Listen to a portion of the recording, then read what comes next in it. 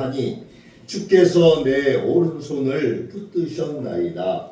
주의 교훈으로 나를 인도하시고 후에는 영광으로 나를 영접하시리니 하늘에서는 주 외에 누가 내게 있으리요. 땅에서는 주밖에 내가 사모할 이 없나이다. 내 육체와 마음은 쇠약하나 하나님은 내 마음의 반석이시요 영원한 분깃이시라. 아멘. 주님 감사합니다. 5월도 어느덧 이제 넷째 주를 맞이하게 되었습니다. 오늘도 하나님의 전에 불러주셔서 감사를 드립니다. 감사하는 마음으로 우리가 살면은 늘 감사한 일만 생기게 됩니다. 그리고 나도 모르는 사이에 행복이 찾아옵니다. 우리가 주로 말미암아 감사를 알게 하시고 주로 말미암아 감사할 일들이 늘어나게 하옵소서. 세상 사람들이 우리 믿는 사람들을 보고 하나님을 만날 수 있도록 도와주옵소서. 오늘도 우리를 불러주신 아버지 하나님을 찬양하며 예수님의 이름으로 감사하며 기도 올려나이다. 아멘. 찬송가 64장입니다.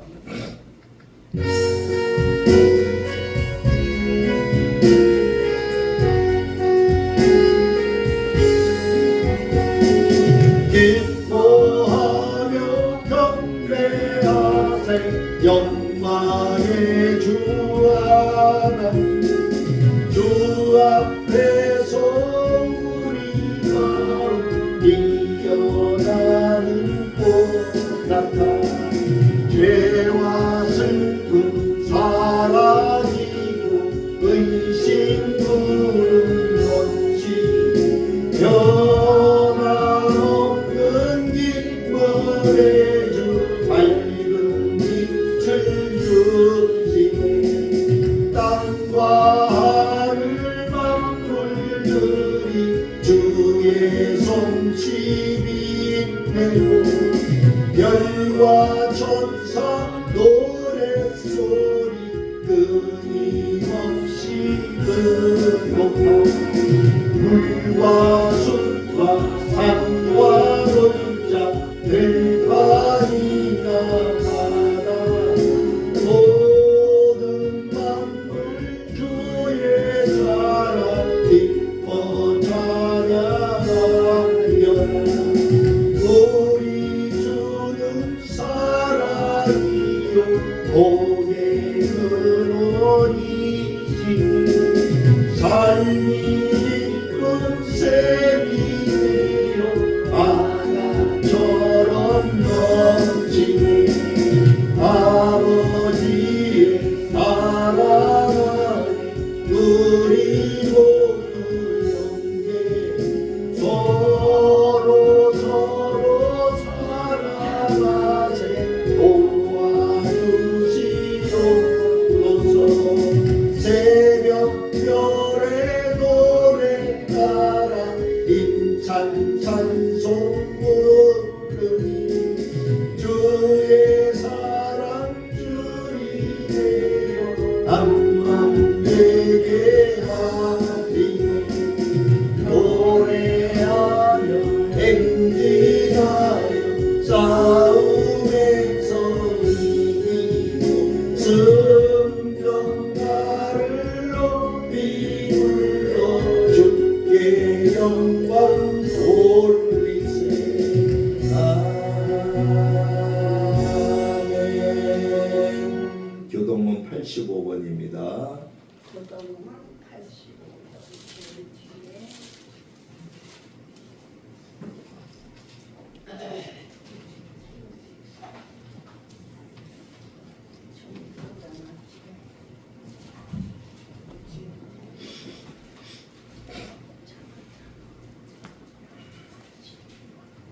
85번.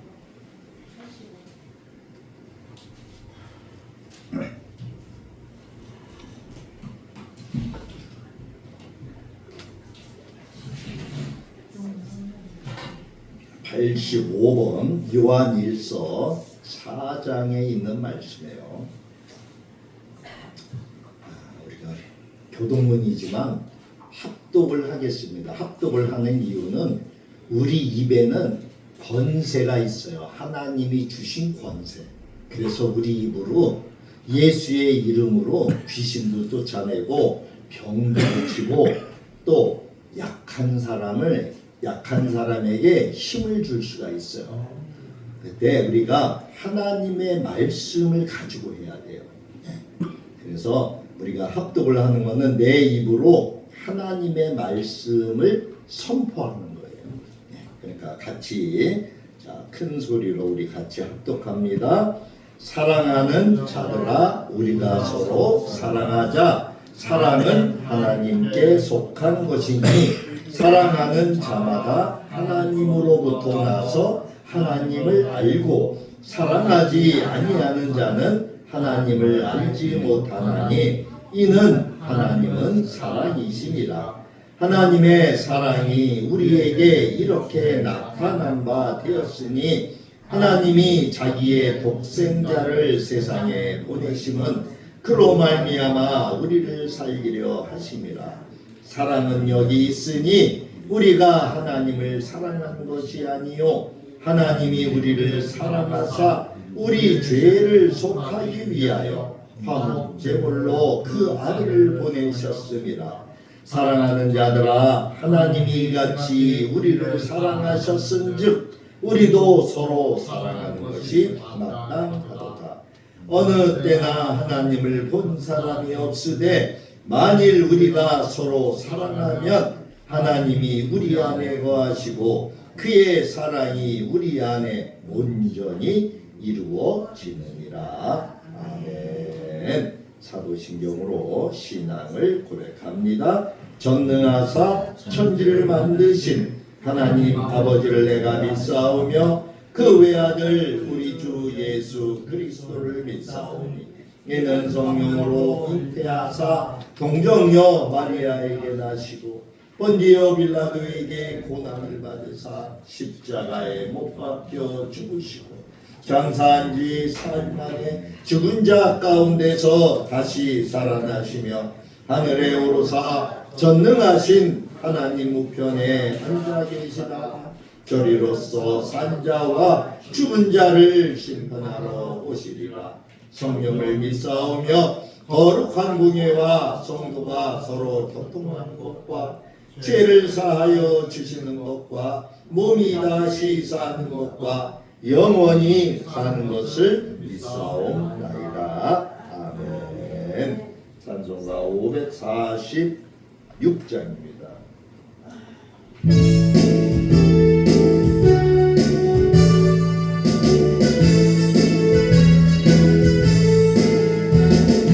주님 약속하신 말씀 위에서 영원토록 주를 찬송하리라. 소리 높여 주께 영광 돌리라. 약속 믿고 함께 서리라. 굳게 서리 영원하신 말씀 위에 굳게 서리 굳게 서리 그 말씀 위에 굳게 서리라. 주님 약속하신 말씀 위에서 백성 영년에게 연습할 때 용감하게 입서사와 이기며 약속 믿고 굳게 서리라. 굳게 서리 영원하신 약속 위에 굳게 서리 굳게 서리 그 말씀 위에 굳게 서리라.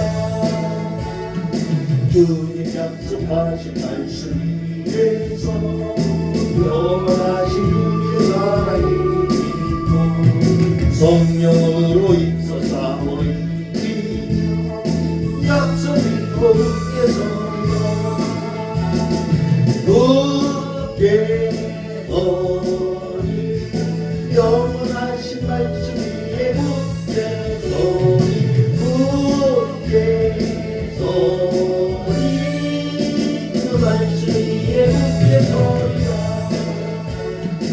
주님 약속하신 말씀 위에서 성령 인도하는 대로 행하며 너의 항상 안식거든요 약속 믿고 굳게 서리라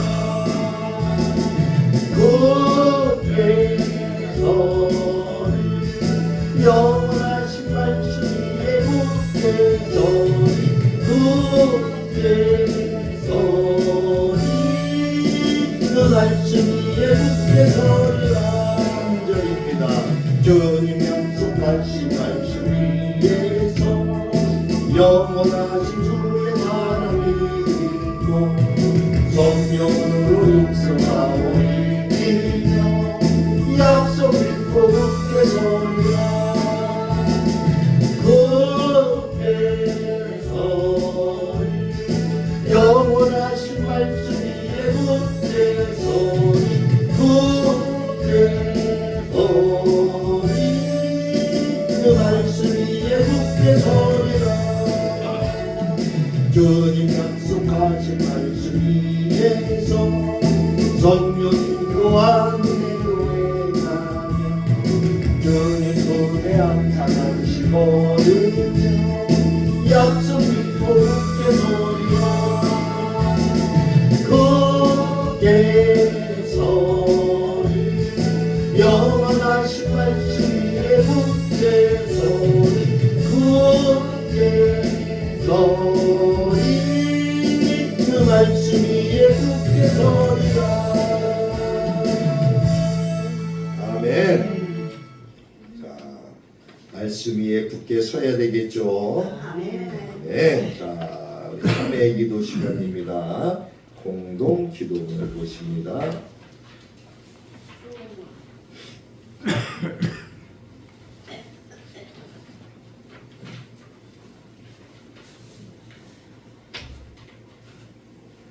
공동 기도문도 우리 같이 합독을 합니다. 5월 24일 넷째 주 자, 공동 기도문을 우리가 같이 합독함으로 여러분 각자가 하나님 앞에 기도하는 마음으로 우리가 읽으시면 되겠습니다. 먼저 말씀을 봅니다. 내가 주의 영을 떠나 어디로 가며 주의 앞에서 어디로 피하리이까 내가 하늘에 올라갈지라도 거기 계시며 수월에 내 자리를 펼지라도 거기 계시리이다. 아멘. 우리를 치유하시는 아버지 하나님, 우리의 삶 속에서 강하게 역사하시고 주님의 사랑을 실천하게 하시다가 거룩한 성의를 맞이하여 주님의 귀한 전으로 나오게 하심을 감사합니다. 우리의 삶에 주님이 주시는 귀한 성도의 열매들이 맺혀질 수 있도록 은혜를 더하여 주옵소서. 우리의 삶을 친히 주장하시어 주님께서 예비하신 선한 계획에 순종할 수 있는 귀한 복을 허락하여 주옵소서. 우리의 오만하고 어리석음을 주님의 강하신 능력으로 치유하사 우리의 삶이 주님께 드리는 귀한 열매가 되게 하시기를 간구합니다. 우리의 기도를 들어 응답하시기를 간구합니다. 때때로 우리가 신앙생활에서 실족할 때가 많이 있습니다. 죄와 허탄한 것에 대하여 주님의 자녀된 모습을 잃어버리고 사는 우리를 불쌍히 여겨 주시기를 간구합니다. 우리의 연약함으로 인해 죄를 짓는 우리를 용서하여 주시기를 간구합니다. 우리를 늘 충만케 하여 주옵소서. 우리의 삶이 주님께 드리는 귀한 영광의 제사가 되게 하시기를 원합니다.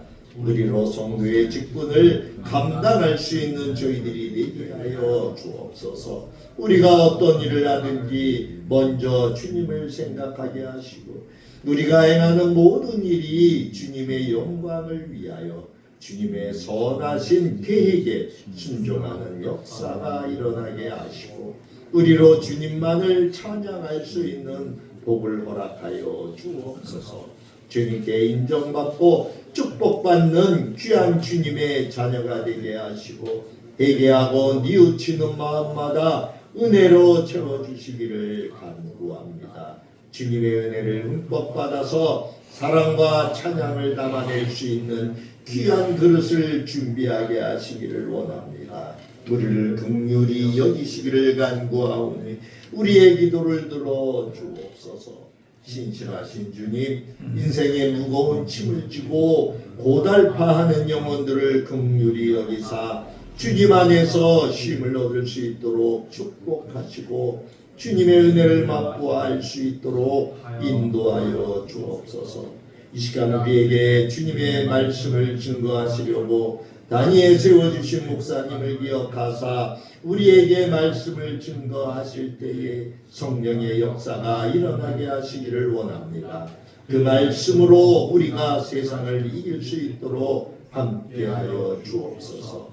예배의 시종을 주님께 의탁하오며 거룩하신 예수 그리스도의 이름으로 기도드립니다. 아멘. 하나님 말씀은 두 군데를 봅니다. 먼저 사도행전 3장 15절 16절 신약성경 191쪽입니다. 사도행전 3장 15절에서 16절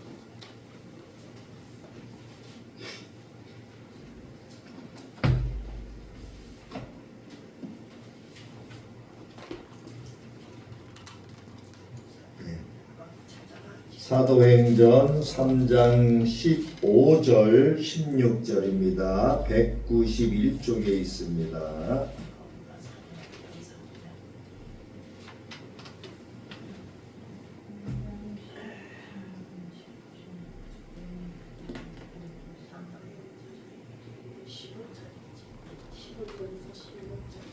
자, 15절입니다. 같이 봅니다. 15절 생명의 주를 죽였도다.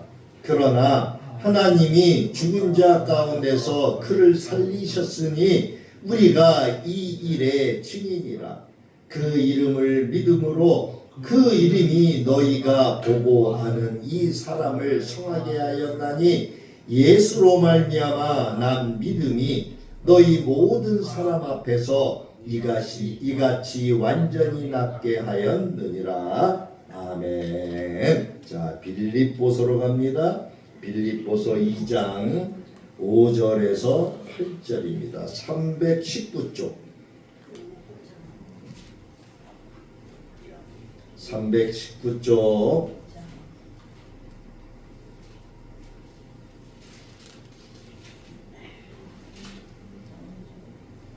빌립보서 2장 5절부터 8절에 있는 말씀입니다. 자, 5절부터 같이 봅니다. 너희 안에 이 마음을 품으라. 곧 그리스도 예수의 마음이니 그는 근본 하나님의 본체시나 하나님과 동등됨을 취할 것으로 여기지 아니하시고 오히려 자기를 비워 종의 형체를 가지사 사람들과 같이 되셨고 사람의 모양으로 나타나사 자기를 낮추시고 죽기까지 복종하셨으니 곧 십자가에 죽으시리라. 아멘. 기도합니다. 고맙습니다. 주님, 오늘도 우리에게 생명의 말씀을 들려주시기를 원하시니 감사를 드립니다. 부족한 종을 세우셨사오니 아버지, 이 종은 십자가 뒤에 숨겨주시고 오로지 성령께서 말씀하여 주옵소서. 이 종은 그저 도구로 사용될 뿐입니다. 하나님께서 이 시간 역사하셔서 우리 안을 깨끗게 하시고 악한 것들은 물러가게 하시고 더러운 것들은 깨끗하게 청소될 수 있도록 도와주옵소서. 지금까지 그리스도에 대해서 우리가 성경을 중심으로 알아보고 있습니다. 하나님, 이 시간에도 그리스도가 누구인지, 하나님께서 왜 그리스도를 보내주셨는지 깨닫는 귀한 은혜가 있게 하여 주옵소서. 감사하고 예수님 이름으로 기도하옵나이다. 아멘. 자, 오늘 말씀의 제목은 부활해 주는 하나님의 본체라고 하는 사도행전에 있는 말씀과 빌립보서에 있는 말씀을 가지고 우리가 오늘 이 시간에 은혜를 받으려고 해요. 사랑하는 성도 여러분, 우리가 살아가면서 종종 반전이라고 하는 단어를 경험하게 되죠. 이것이 무엇입니까? 도저히 회복될 것 같지 않던 상황이 한순간에 뒤바뀌는 것이죠. 절망의 자리가 가장 찬란한 영광의 자리로 변하는 이러한 일들이에요. 여러분, 우리가 죄인의 자리에서 의인의 자리로 변화된 것도 여러분 반전이죠. 우리는 피조물이었단 말이에요. 그죠? 일반 하나님이 창조하신 피조물에 지나지 않았던 우리였는데 그것도 죄를 지음으로 말미암아 죄인이 되었어요. 악한 마귀의 종로로 타는 그러한 인생이었단 말이에요. 근데 예수 그리스도를 만남으로 말미암아 우리의 인생이 어떻게 바뀌었어요? 죄인의 자리에서 의인의 자리로 바뀐 것뿐만이 아니라 이제 무덤 사망의 자리에서 부활하여 영광의 자리로 변하게 되지 않습니까? 오늘 우리가 나눌 이 말씀은 인류의 역사 가운데서 가장 위대하고 또한 가슴 벅찬 하나님의 반전에 대한 이야기예요. 바로 뭡니까? 부활이죠. 부활. 예수 그리스도의 부활이에요. 오늘 우리가 읽었던 사도행전 3장을 보면은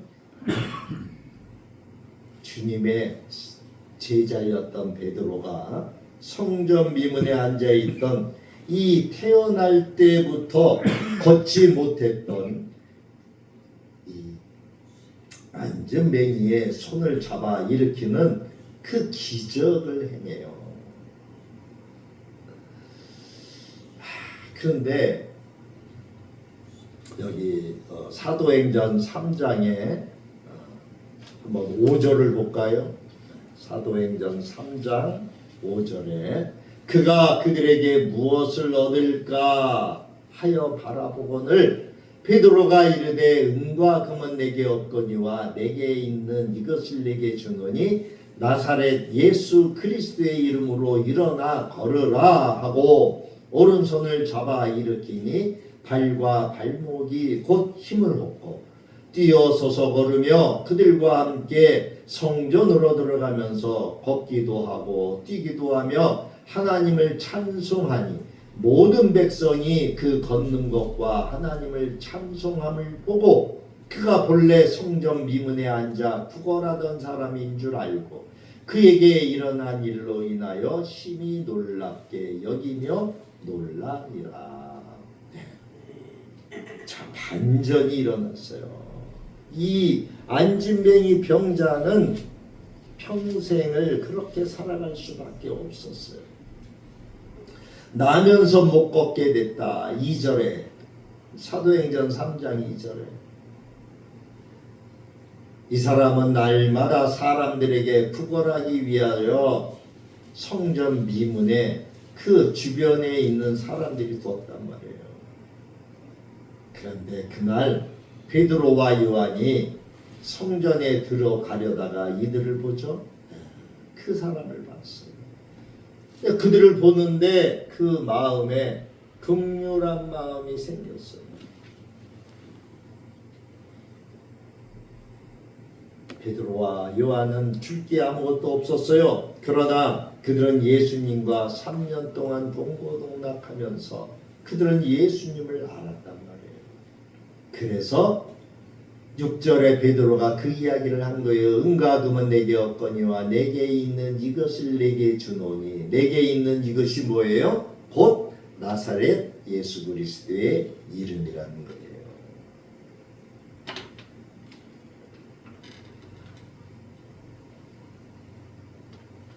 그 사람이 베드로의 그 말에 이 사람은 놀라운 기적이 일어났죠. 평생을 구걸하며 절망 속에 살던 사람이었는데 그 말씀을 보니까 걷고 뛰며 하나님을 찬양하기 시작했다.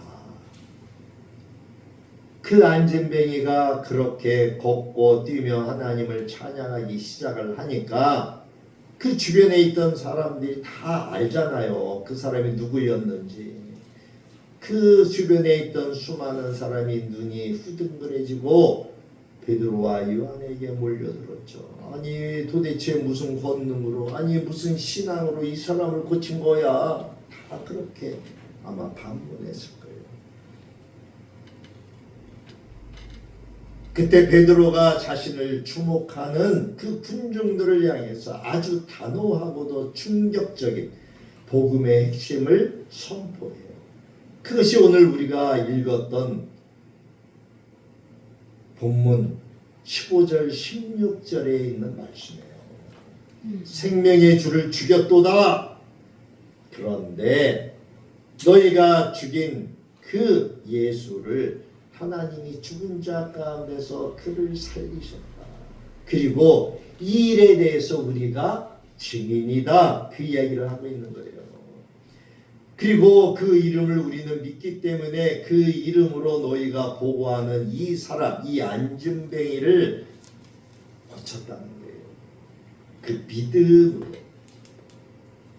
예수 그리스도를 믿는 그 믿음으로 너희 모든 사람 앞에서 이같이 완전히 낫게 되었다. 그 이야기를 지금 베드로 사도가 하고 있어요. 너희들은 세상에 오신 생명의 주를 죽였지만 하나님께서는 그분을 죽음 가운데서 다시 살리셨다. 그리고 그 살아계신 예수의 이름이 지금 눈앞에 있는 이 병자들을 완전히 치유했다. 지금 그렇게 선포하고 있잖아요. 우리는 여기서 아주 중요한 질문을 하게 됩니다. 도대체 나사렛 예수가 누구시기에 죽음을 이기고 살아나셨으며 그 이름에 이런 어마어마한 창조와 회복의 능력이 있는 걸까?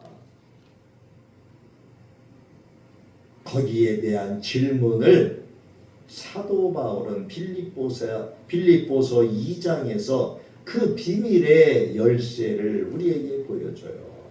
아무튼 빌립보서의 내용은 조금 이따 보기로 하고 오늘 이 사도행전과 빌립보서의 두 본문을 연결해서 부활해 주는 하나님의 본체다라고 하는 제목을 가지고 우리가 이렇게 은혜를 나누려고 하는 거예요. 이 부활이라고 하는 것이 뭐할까요? 첫 번째로 부활해 주라고 그랬는데 이 부활이 무언가? 그리고 그리스도를 왜 부활해 주라고 이야기하는가 하는 것을 우리가 한번 알아야 되겠죠. 우리는 부활에 대해서 너무 간단하게 생각을 해요. 사람이 죽은 뒤에 다시 살아나는 거 그냥 이렇게 단순하게 생각해요. 근데 그거는 잘못됐죠. 잘못된 거예요. 여러분 우리가 해마다 4월이면은 이 부활절을 맞이하는데 그냥 어떤 간격 없이 그냥 매년 맞이하는 부활절로 그냥 행사처럼 지나가고 말아요. 근데 여러분 성경을 보니까 죽은 다음에 다시 살아난 사람들이 예수님이 고쳐서 살아난 사람들도 많았어요. 근데 그는 또 죽어요. 그죠? 여러분 우리 인생은 죽는 거 아닙니까? 우리는 성경에 예수님께서 문둥병자 10명을 고쳐주는 것을 우리가 알 겁니다. 그런데 그 중에 9은 예수님께 감사도 하지 않았어요. 예수님께 와서 감사도 하지 않았어요. 한 명만이 돌아와서 예수님께 감사를 했어요. 그런데 그렇게 문둥병에서 치유받고 또 어떤 사람은 성경을 보니까 죽죠? 죽었단 말이에요. 근데 예수님이 다시 살려내셨어요. 그래도 또 우리는 때가 되면 죽게 되어져 있어요. 근데 부활이라고 하는 것은 그냥 그렇게 죽었다 살아난 거 그런 단순한 것이 아니죠. 이 부활이라고 하는 것은 이 세상에 죽는 생명이 아니라 하늘에서 내려오는 하늘의 생명이에요. 즉 하나님의 생명을 받는 거예요. 이 하늘의 생명은 지난주에 말씀드린 것처럼 만유보다 크신 그분, 이 하늘의 생명은 바로 그런 거예요. 그러므로 그 어떤 손상이나 사망이나 저주를 다시 부활한 것은 건드릴 수가 없어요. 다시 말하면 죽음이란 자기보다 더 강한 자가 나타났을 적에 그 존재가 무의미하고 사라지죠. 그러나 예수님은 누구예요? 만유보다 크신 분이라고 그랬어요. 그분이 왜 지난주에 우주를 만드신 분이 우리 예수님이시기 때문에. 그래서 그리스도는 부활의 주다라고 말씀하고 있는 거예요. 이 부활이라고 하는 헬라어의 단어는 아나스타시스예요. 즉 위로 곧 하늘로 일어난다, 이러한 뜻을 가지고 있어요. 이 부활과 관련되어져 있는 헬라어의 이 신학적인 의미는 주로 일어남, 또 일으킴, 깨움, 이러한 동사나 명사에서 출발을 했어요. 그래서 이 신약에 들어와서는 이제 육체적인 부활과 영적인 부활을 우리가 이렇게 나누게 되잖아요.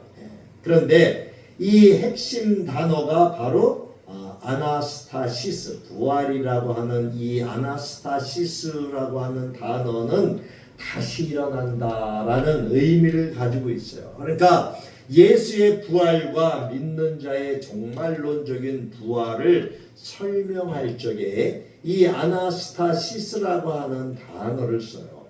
근데 이 성경에 나오는 또 하나의 단어가 있는데 그것은 뭐냐?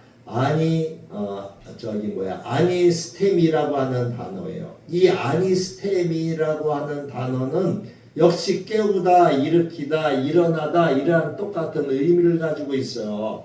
그런데 앞에 아나스타시스와 다른 것은 뭐냐 하면은 이 예수님이 사람의 생명을 소생시키거나 또는 죽은 자 가운데서 다시 일으키는 그 행위를 가리킬 적에 이때 아니스템이라고 하는 단어를 썼어요. 그러니까 우리가 앞에 부활이라고 하는 아나스타시스와 이 아니스템이라고 하는 똑같은 부활에 사용하는 일으키다라고 하는 단어를 사용했지만 근본적으로 다른 그런 단어를 사용했다라고 하는 거예요. 그러니까 우리 육신의 인간은 누굽니까? 땅의 사람이에요. 그죠? 우리는 무엇으로 만들었어요? 흙으로 만들었어요. 그렇기 때문에 땅만 쳐다보고 사는 존재가 된 거예요. 그러나 하나님께서 우리에게 생명을, 하나님의 영과 하나님의 그 생기를 불어넣어 주심으로 우리는 생명이 살아있는 영이 되었단 말이에요. 그래서 이제는 그리스도의 부활과 더불어서 우리는 땅을 쳐다보고 바라는 그러한 자가 아니라 위로 하늘을 바라보고 하늘에서 내려오는 그 하나님이 주시는 각종 은혜와 선물로 사는 존재가 되었어요. 그러니까 우리는 땅을 바라보고 살면은 안 돼요. 어디를 바라보고 살아야 돼요? 하늘을 바라보고 살아야 되는 거예요.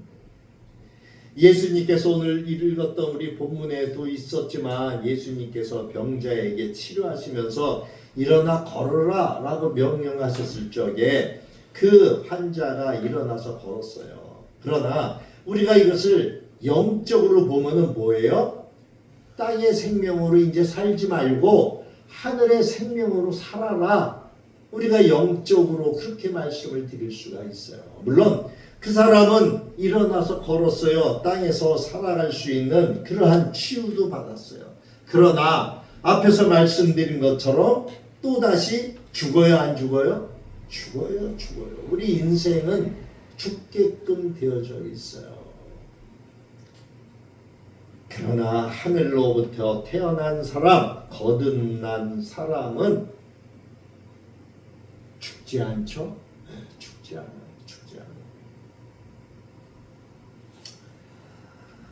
우리 예수님께서도 이 땅에 육신의 생명으로 오셨어요. 아까 말씀드린 것처럼 예수님은 부활하셨어요. 그 부활하신 것이 뭐예요? 하늘의 생명으로 다시 태어났다는 거예요. 예수님은 이 땅에 오셔서 육신의 우리 사람의 그러한 생명을 가지시고 사셨어요. 그리고 십자가의 고난을 당했어요. 그리고 자신의 육신을 그 십자가의 고난을 통해서 영원한 하나님의 생명을 받아들였어요. 그게 본래로 회복되는 거예요. 우리도 처음에 하나님이 우리를 창조하셨을 적에는 그렇게 창조하셨단 말이에요. 근데 창세기 지난 시간에도 말씀드린 것처럼 우리가 죄를 지음으로 말미암아 하나님이 그 죄 가운데서는 계실 수가 없기 때문에 하나님의 영이 떠났단 말이에요. 그래서 우리 보고 육체가 되었다 이렇게 말씀했다고 하셨잖아요. 오늘 우리는 이 부활의 주, 생명의 주가 누구예요? 부활의 주, 생명의 주 예수님이에요. 베드로는 이 사도행전 3장 15절에서 예수님을 가리켜서 생명의 주 이렇게 불렀단 말이에요. 이 주라는 단어는 헬라어로 아르케고스라고 하는 단어를 써요. 이거는 그냥 단순한 지배자 이런 것이 아니에요. 이 주 아르케고스라고 하는 단어는 시작자, 또 근원, 개척자 이런 뜻을 가지고 있어요. 그래서 예수님은 생명을 만드신 분이고 생명의 근원, 원천이시라는 그러한 뜻을 바로 이 아르케고스가 그 뜻을 내포하고 있는 거예요. 그런데 인간들이 어떻게 했어요? 그 생명의 근원이신 그분 예수님을 십자가에 못 박아 죽여버렸어요. 여러분, 이 얼마나 모순되고 어리석은 그러한 일입니까? 아니 창조주가 피조물한테 그 생명의 주인이었던 예수님 하나님이신 분이 바로 이 하나님이 창조하신 인간 사람 그 피조물에게 죽임을 당한 거예요. 그죠? 여러분 이게 있을 수 있는 일입니까? 있을 수 없는 일이죠. 그러나 그 하나님 예수님은 죽임을 당했어요. 왜? 그렇게 하지 않으면은 내 죄를 씻어낼 수가 없기 때문에 내 죄를 속죄할 수가 없기 때문에 제가 여기서 설교를 할 적에 우리라고 하는 단어를 쓰지만 사실은 여러분들이 들을 적에는 나라는 개념으로 받아들이셔야 돼요. 나를 위해서 이렇게 생명의 주인이신 원천이신 그분이 나 피조물인 한낱 미물밖에 안 되는 나를 위해서 죽었다는 거예요. 뿐만이 아니죠. 이 세상의 권세와 어둠은 예수님을 무덤에 가두었어요. 3일씩이나. 그러면서 좋아했죠. 야 이제 다 끝났어. 우리가 이겼어.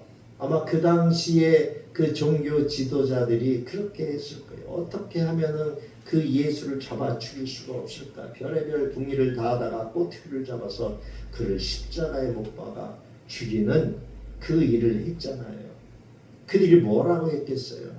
그날 밤에 야 우리가 이겼어. 이제 끝났어. 이렇게 생각했을 거 아니에요. 승리의 미소를 지었을지도 몰라요. 하지만 어떤 일이 일어났습니까? 사망이 생명을 삼킨 줄 알았는데 도리어 생명이 사망을 삼켜버렸어요. 어둠이 빛을 이길 수 없듯이 죽음의 생명의 근원이신 예수님을 결코 가두어둘 수 없었죠. 창조주 아버지 하나님께서 그분을 육신으로 오신 제2위의 하나님이신 예수님을 죽은 자 가운데서 다시 살리셨어요. 이게 부활이에요. 이게 부활. 이 부활은 아까도 말씀드린 것처럼 단순하게 그냥 죽었다가 다시 사람이 살았다 깨었다 이런 수준의 얘기가 아니에요.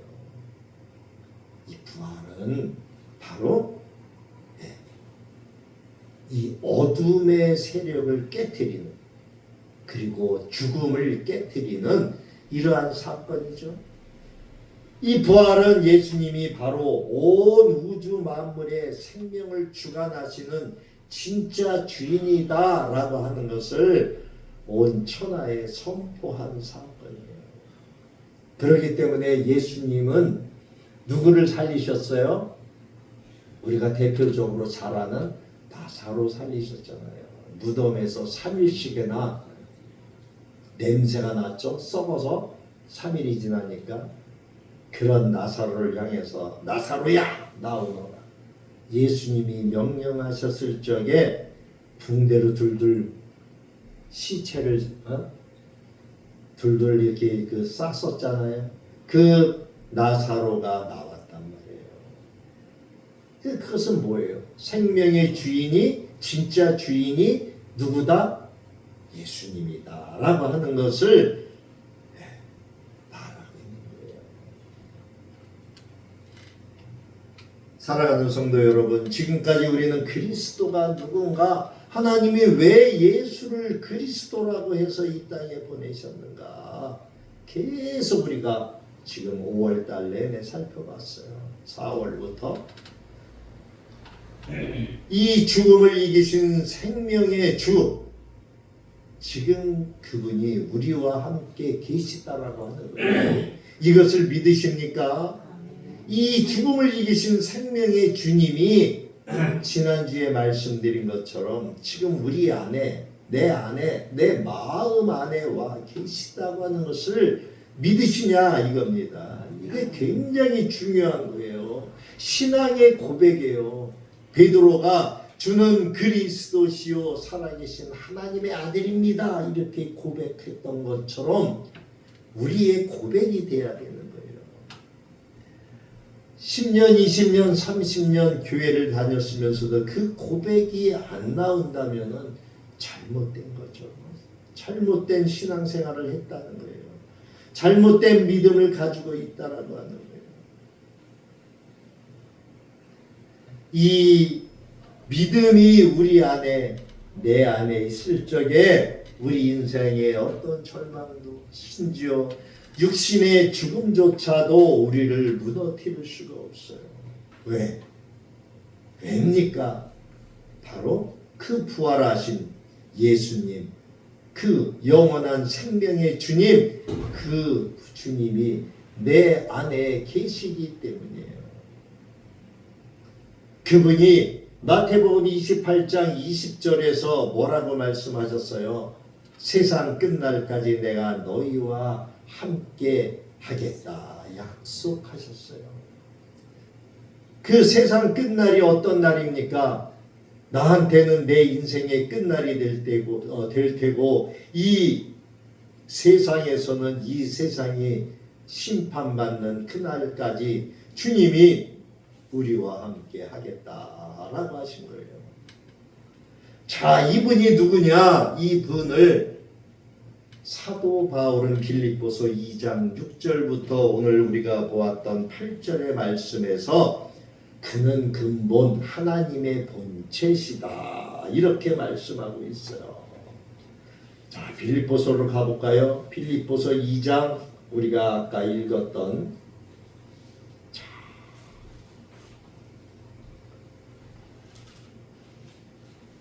6절에 그는 근본 하나님의 본체이시나 하나님과 동등됨을 취할 것으로 여기지 아니하시고 오히려 자기를 비워 종의 형체를 가지사 사람들과 같이 되셨고 사람의 모양으로 나타나사. 자, 육신이 되어서 왔다는 거죠. 이 예수님이 생명의 주인이 될 수 있었던 것, 이거는 바로 오늘 사도 바울이 우리에게 이야기한 것처럼 예수님의 본질에서 찾았다는 거예요. 이 예수님은 바로 하나님이라는 거예요. 본체, 하나님의 본체. 이 그리스도는 하나님의 본체라는 거예요. 이 본체라고 하는 말은 헬라어의 모르페라고 하는 단어의 모르페. 이 내적인 본성을 말하죠. 마음이라고 할 수 있어요. 우리가 우리의 마음을 나의 본체라고 이야기하듯이 하나님 본체, 바로 이 모르페. 이 모르페라고 하는 단어 헬라어는 모양, 형상, 본체 이런 것을 뜻하는 단어예요. 그래서 성경에서는 이 본체로 번역되어 있는 이러한 구절이 여러 군데 있어요. 오늘 우리 2장 6절에서 본체 모르페가 사용되었어요. 뿐만이 아니라 종의 형체를 가져 그것도 역시 모르페. 7절에 자기를 비워 종의 형체를 가지사 종의 모양을 가지사. 여기에도 모르페라고 하는 단어가 쓰였어요. 또 로마서 8장 29절에서도 그리스도의 형상을 따라 알적의 이 형상 역시 모르페라고 하는 단어를 사용했다는 거예요. 이 하나님의 본체라고 하는 말은 예수님이 곧 하나님과 똑같은 본질, 똑같은 영광, 똑같은 권능을 가지신 참 하나님이시다라고 하는 그러한 선언이라는 것입니다. 이 예수님은 어느 날 갑자기 능력을 받아서 하나님의 아들이 되신 분이 아니라는 거예요. 세상이 창조되기 전부터 이 성부 하나님과 함께 온 우주를 창조하시고 다스리시던 바로 그 영광의 하나님이셨다.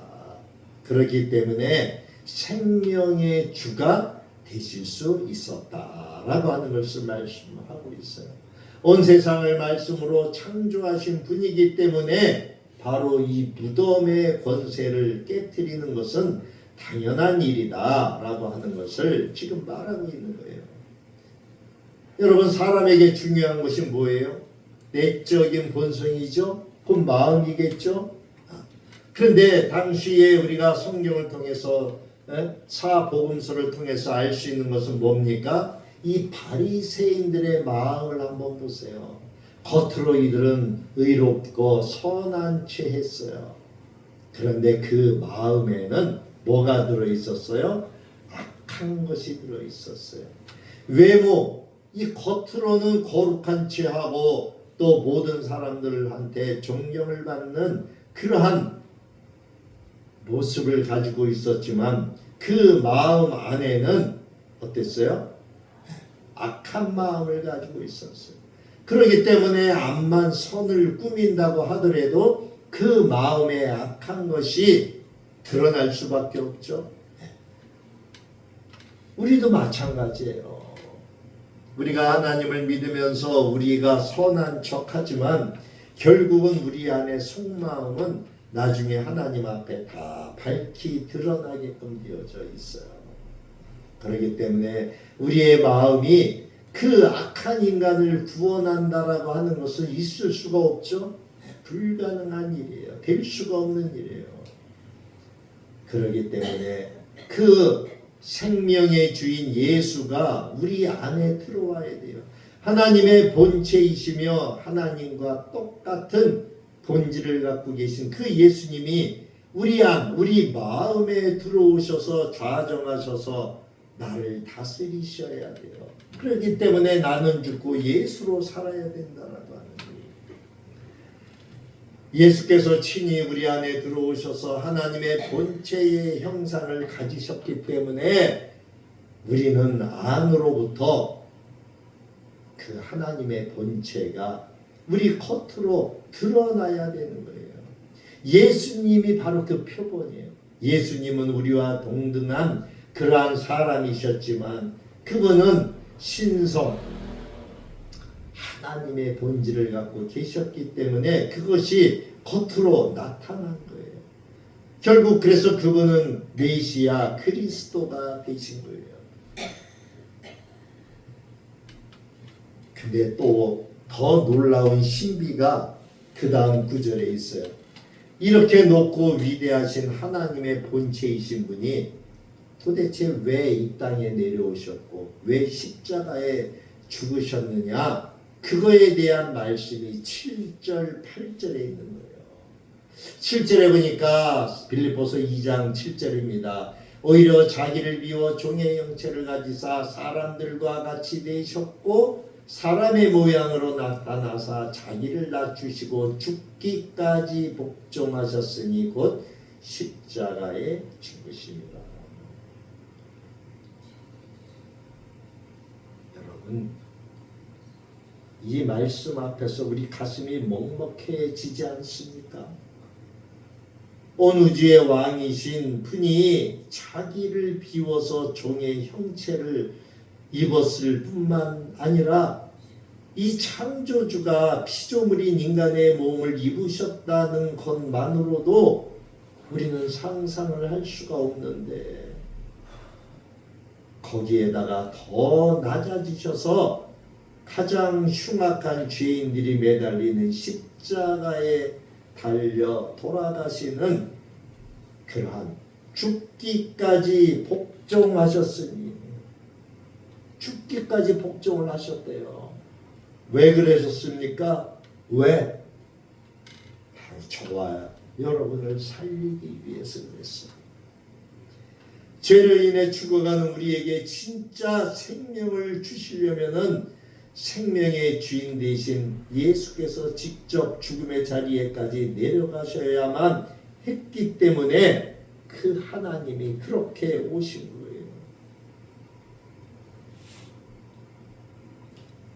우리 예수님 주님은 자신의 영광스러운 본체를 다 내려놓으시고 우리의 슬픔과 아픔 그리고 죄의 무게를 그 온몸에 짊어지신 거예요.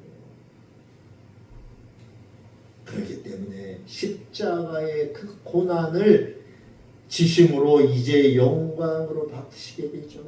이 십자가라고 하는 것은 우리 육체가 하나님의 말씀으로 변화되기 위해서는 반드시 겪게 되는 시련을 의미해요.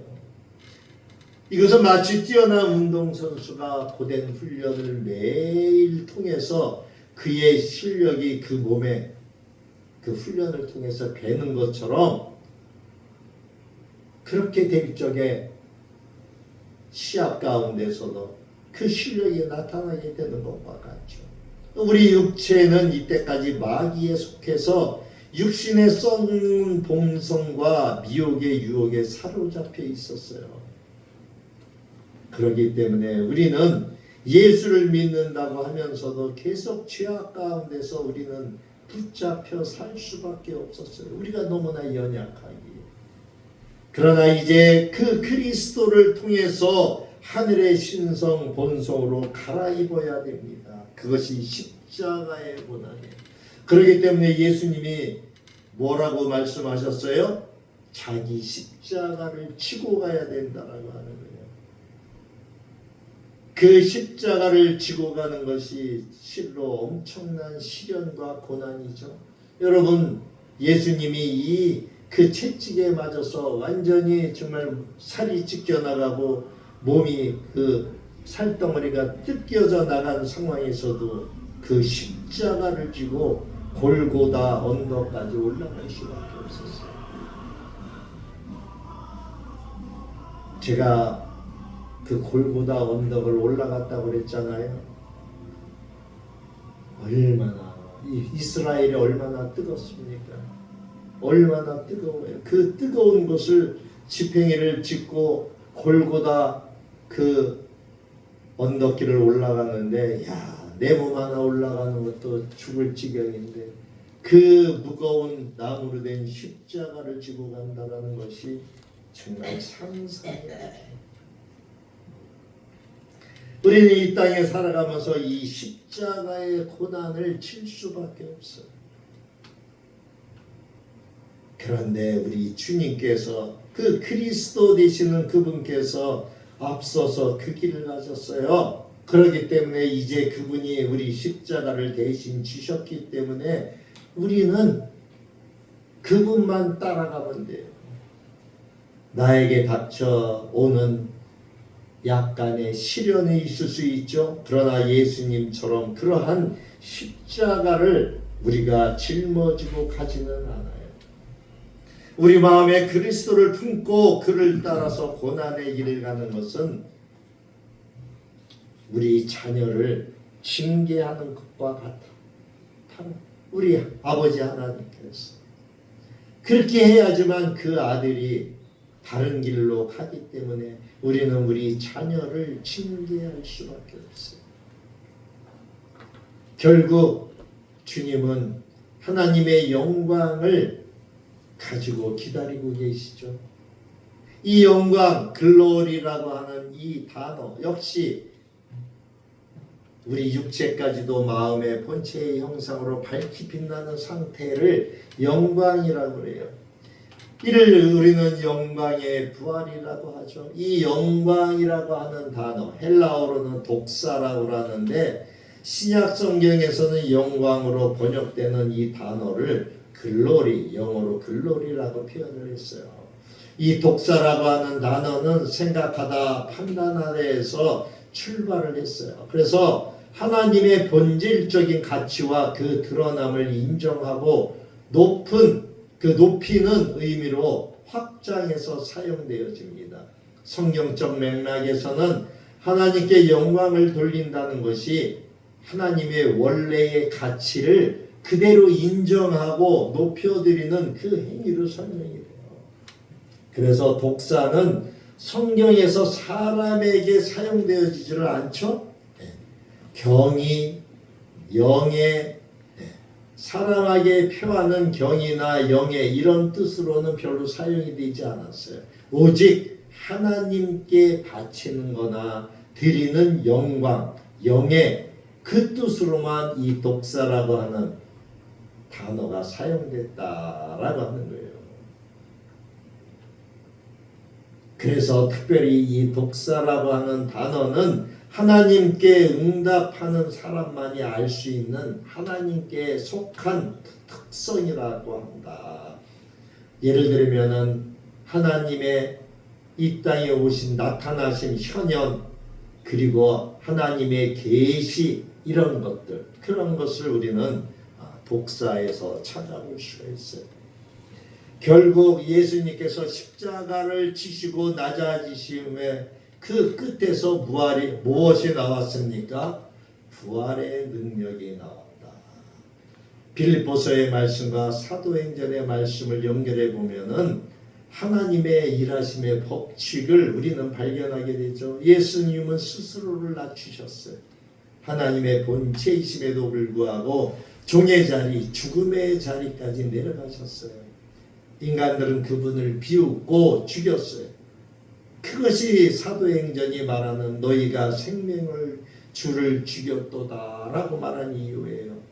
그렇지만 그 인간이 예수님을 완전히 끌어내려서 무덤에 가두어뒀을 적에 하나님께서는 그분을 다시 일으키셨어요.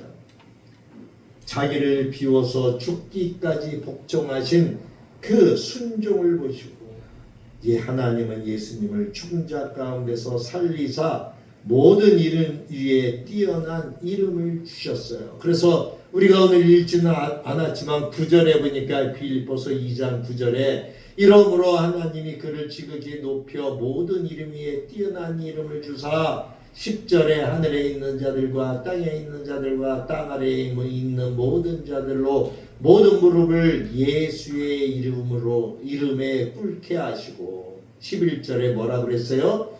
모든 입으로 예수 그리스도를 주라 시인하여 하나님 아버지께 영광을 돌리게 하셨다. 이렇게 말씀하고 있어요.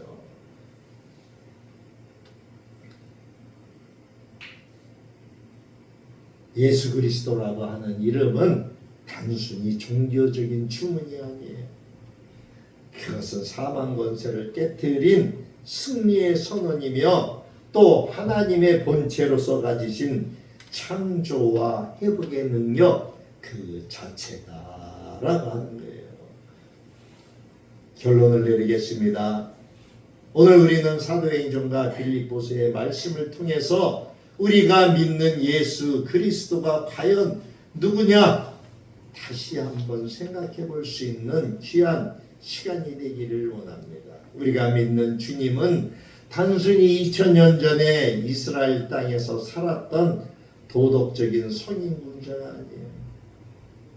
그분은 그 근본이 하나님의 본체시고 죽음을 이기시고 부활하신 생명의 주다라고 하는 거예요. 바로 그 위대하신 분이 나를 위해서 종의 형체를 입고 낮아지셨고 나를 위해서 부활하셔서 지금도 살아계시다라고 하는 거예요. 그렇다면 오늘 살아가는 우리에게 이 말씀은 어떤 의미가 됩니까? 첫 번째로 우리의 삶의 무너진 자리에서 우리는 부활의 주님을 초청해야 돼요. 이 성전 미문에 앉아있던 걷지 못하는 이 안진뱅이처럼 자신의 힘으로는 평생을 일어날 수 없는 우리의 삶 가운데서 내 힘으로 도저히 일으킬 수 없는 이러한 영적 안진뱅이 같은 모습, 이것이 바로 우리예요. 여기에는 경제적인 어려움이든 또는 깨어진 어떤 사람과의 부모 자식과의 관계이든 또는 마음의 깊은 질병이든 우울증이든 낙심하지 말아야 된다라고 하는 거예요. 생명의 주님이신 예수 그리스도의 이름이 임할 적에 이 무덤과 같은 상황이 변해서 생명의 축제가 된다라고 하는 것을 우리는 믿어야 되는 거예요. 예수의 이름으로 일어나 걸으라 선포했던 그 베드로의 선포가 바로 오늘 저와 여러분 삶의 선포가 되어야 되는 거예요. 두 번째는 우리도 주님처럼 낮아짐의 길을 걸어야 된다라고 하는 거예요. 그 낮아짐의 길은 뭡니까? 빌립보서 2장 5절에 너희 안에 이 마음을 품으라 곧 그리스도 예수의 마음이니, 그 예수의 마음을 우리가 가져야 되는 거예요. 근데 이거는 어거지로 되는 게 아니죠.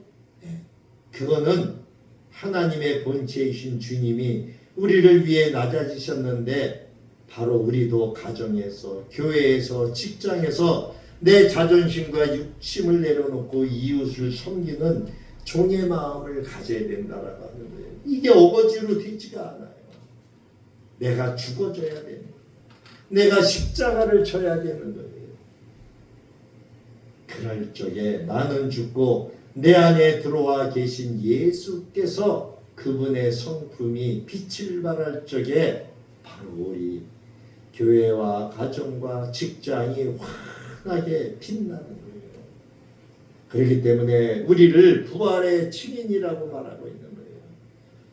사망 권세를 이기고 부활하신 그 하나님, 그 본체이신 그분 예수 그리스도, 그분이 내 안에 들어와 있음을 믿으시고 그분께 내 모든 것을 맡겨야 되는 거예요.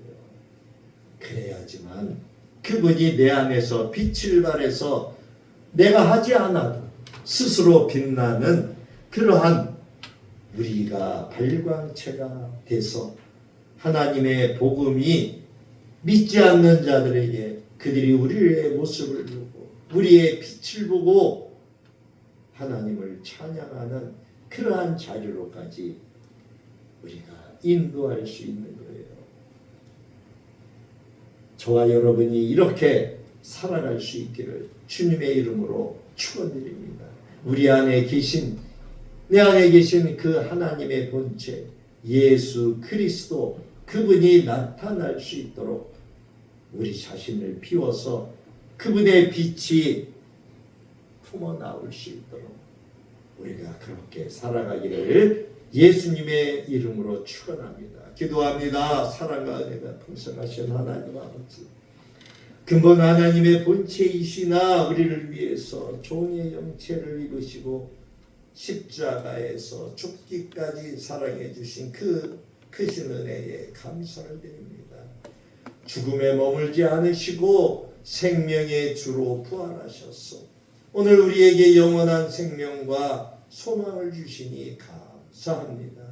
우리가 삶의 어떤 절망과 아픔 속에서도 부활의 주님을 바라보며 다시 일어서게 하여 주옵소서. 성전 미문에 안진뱅이를 일으켰던 예수 그리스도의 그 권세 있는 이름이 오늘 우리의 가정과 삶의 터전 위에서도 그대로 역사하게 도와주옵소서. 우리의 마음에 예수 그리스도의 마음을 품고 낮아짐을 통해서 일하시는 하나님의 능력을 경험하는 또 한 주간이 될 수 있도록 도와주옵소서. 살아계신 부활의 주 예수 그리스도의 이름으로 기도드립니다. 아멘. 찬송가 575장 찬양하며 예물을 올려드립니다.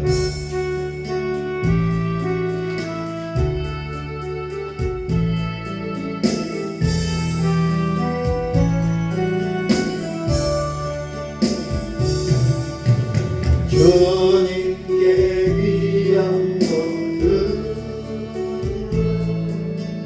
젊을 때인가 주의 싸움을 할 열심을 다하여라.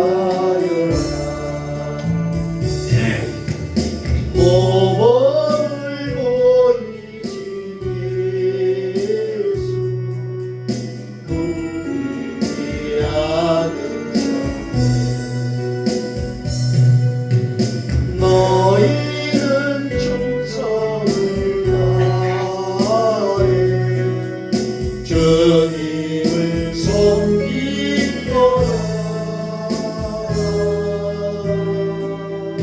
주님께 위한 것은 젊을 때인나라. 구원의 감주를 믿고 끝까지 사고라. 주님께 귀한 것은 내 몸과 내 마음으로 주 위에 모든 것 바쳐 이 땅에 섬기노라. 독생자 보내신 성 은혜를 베푸시니 너희는 정성을 다해 주님을 섬기노라.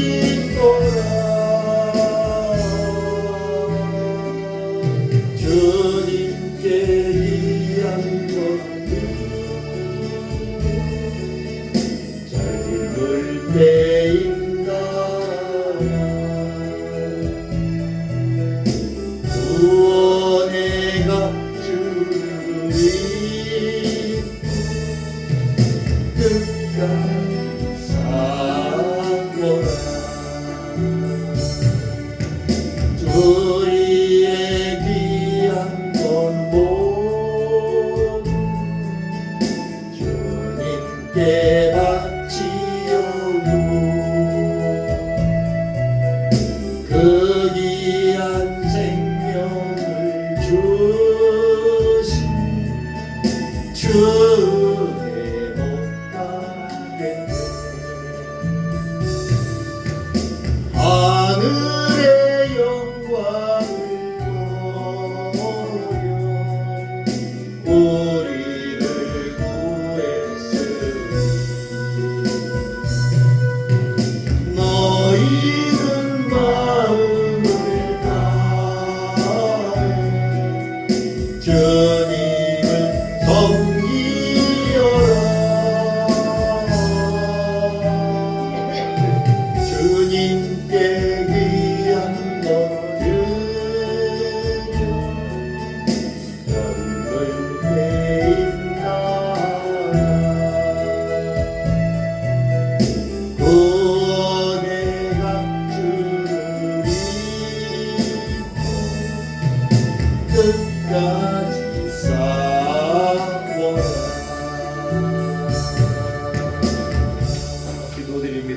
주님 감사합니다. 오늘도 귀한 생명의 말씀을 주셔서 우리를 생명의 길로 인도해 주시니 감사를 드립니다. 우리가 살아가는 동안에 생명의 줄을 다시 죽이는 일이 없도록 주님 도와주시고 우리가 모든 삶 가운데 주님을 찬양하며 그분만을 높여드리는 저희들 되게 하옵소서. 오늘도 주 앞에 선교 헌금과 주일 주정 헌금을 올려드립니다. 하나님 축복하여 주시고 이 헌금이 사용되어지는 곳마다 하나님의 놀라운 오병이어의 기적이 임하게 하여 주옵소서. 드리는 손길 기억하여 주시고 후손들이 잘 되며 또 이 땅에서 궁핍하게 어렵게 살지 않도록 주님 축복하여 주옵소서.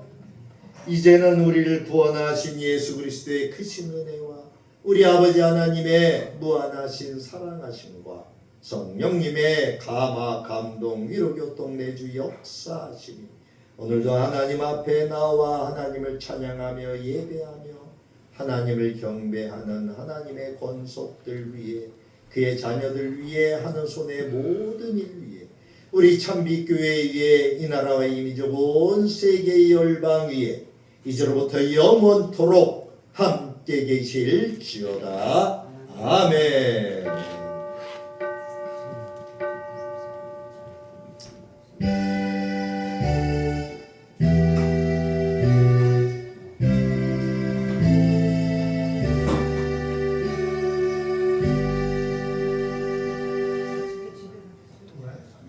마쳤습니다.